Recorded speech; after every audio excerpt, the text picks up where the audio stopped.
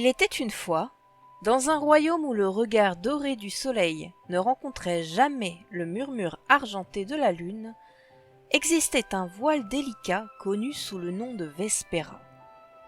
Ce tissu éthéré dansait dans les vents célestes, une frontière entre le jour et la nuit, façonnée par les anciens tisseurs d'étoiles pour maintenir l'équilibre du temps. Mais une terrible tempête, née de l'affrontement des éruptions solaires et des marées lunaires, déchira le ciel, réduisant Vespéra en lambeaux. Les créatures de la nuit, autrefois confinées dans l'étreinte des ténèbres, commencèrent à errer dans les terres baignées de lumière solaire, apportant avec elles une ombre de crépuscule éternel. Au milieu du chaos était une petite créature nommée Lunali, un être de merveille et d'énigme dont la présence était comme le doux bruissement des feuilles sous le regard tendre de la lune. Ni mâle ni femelle, Lunali était un esprit de la nuit.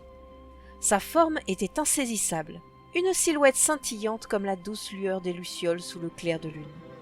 Guidée par les constellations, Lunali se lança dans une quête pour retrouver les fils du crépuscule, la seule magie assez puissante pour réparer le voile de Vespéra déchiré. Le voyage était semé d'embûches, car le jour n'était plus sûr avec les créatures de la nuit rôdant dans la lumière du soleil. Avec un cœur inébranlable et une résolution inflexible, Lunali voyagea jusqu'au bout du monde, là où la mer embrasse le ciel.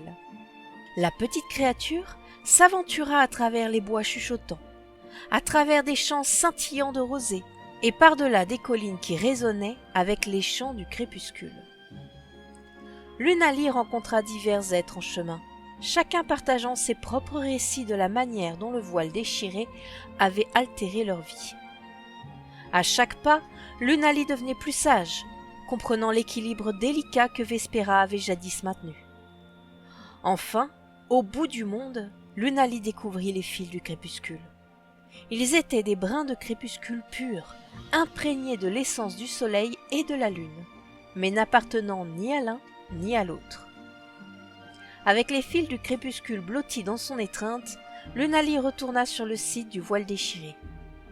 Là, avec l'aide des tisseurs d'étoiles, l'esprit commença la tâche délicate de réparer le tissu qui séparait le jour et la nuit.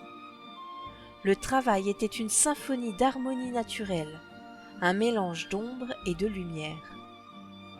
Alors que le dernier fil était tissé, le voile de Vespéra était enfin restauré. Les créatures de la nuit retournèrent dans leur sombre domaine, et le monde fut de nouveau baigné dans la lumière chaude du jour. L'équilibre était rétabli, et la paix régnait sur la terre. Lunali, la petite créature de la nuit, était devenu un gardien de l'équilibre. Sa légende était portée par le vent, à travers les forêts et à travers les terres. Une histoire de courage, d'harmonie et de la magie durable qui habite le monde naturel.